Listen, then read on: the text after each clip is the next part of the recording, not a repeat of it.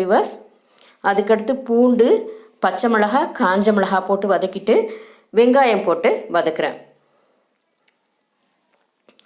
இந்த வெங்காயம்லாம் நல்லா வதங்கினதுக்கு அப்புறமா நம்ம அரிஞ்சு வச்சுருக்கோம் இல்லையா கருவேப்பிலை, ஒரு 4-5 கொத்து கருவேப்பிலை போட்டு அதையும் வதக்கிக்கணும்.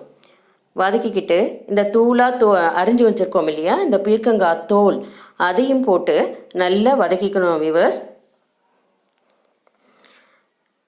இது நல்லா வதங்கிடும். நம்ம நல்லா வதங்கும் போது கொஞ்சம் தண்ணி தெளிச்சுக்கிட்டு நல்லா வதக்கிக்கலாம். நல்லா வெந்துடும், இன்னும் நல்லா வெந்துடும். அப்புறம் அதோடைய உப்பு சேர்த்து வதக்கும்போது இன்னும் கொஞ்சம் அது நல்லா வதங்கிடும். எல்லாமே நல்லா வெங்காயம், இந்த பீர்க்கங்காய் தூள் எல்லாமே நல்லா வதங்கிடும். கொஞ்சம் தண்ணி தெளிச்சுக்கலாம். தண்ணி தெளித்தும் நம்ம வதக்கிட்டோம்னா நல்லா ஃபுல்லாக நல்லா வெந்துடும் விவர்ஸ். பாருங்கள். அதுக்கப்புறம் நம்ம என்ன சேர்த்துக்கிறோம், புளி